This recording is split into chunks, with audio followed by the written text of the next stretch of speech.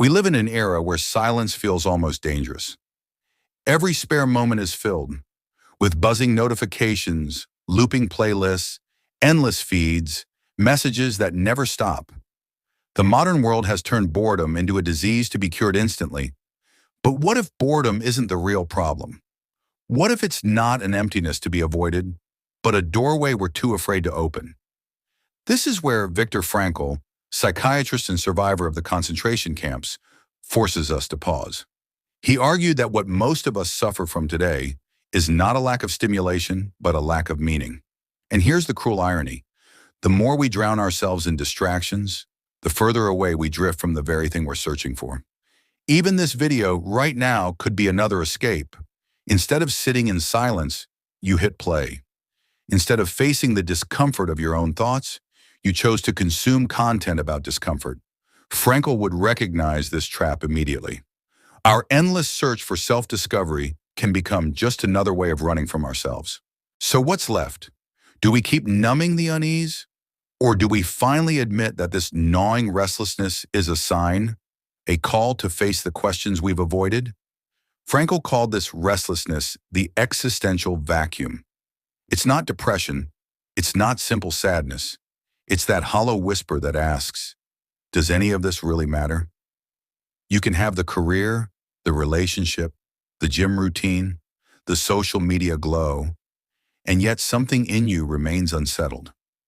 This void grows not from a lack of activity, but from the absence of direction.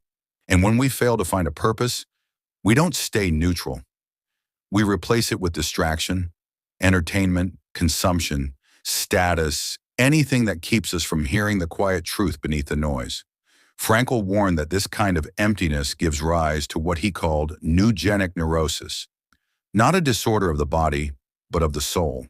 The symptoms? Chronic restlessness, compulsive scrolling, the inability to sit still for even 5 minutes without reaching for a screen. Not because silence is boring, but because silence reveals too much. And yet Frankl's own life showed the opposite side of this truth.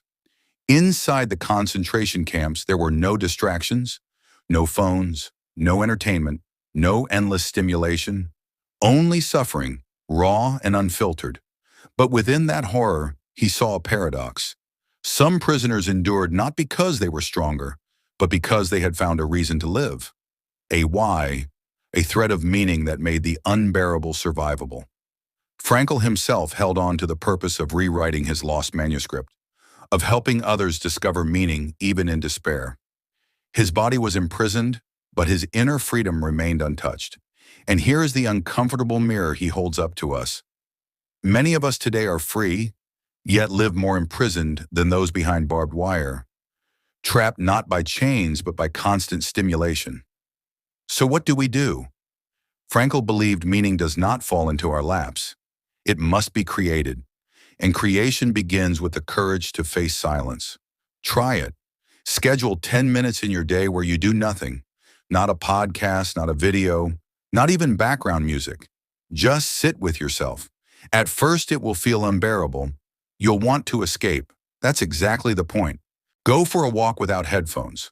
Write down the uncensored stream of thoughts that surface when nothing distracts you. Notice the physical urge to check your phone and resist. That is how you reclaim the space between stimulus and response. The space, Frankl said, holds our growth and our freedom. These aren't wellness hacks. They are small rebellions against a culture that profits from your distraction. They are ways of declaring, I am not just a consumer of noise. I am a seeker of meaning. In the end, the emptiness you fear is not your enemy. It is an invitation. The silence you avoid may be the very place where your life truly begins. So I won't tell you to click on the next video. Instead, when this ends, close the tab. Turn off your phone, sit with the discomfort, and tomorrow come back and tell me what you discovered in that silence. Because maybe, just maybe, for the first time in a long while, you stopped running and started living.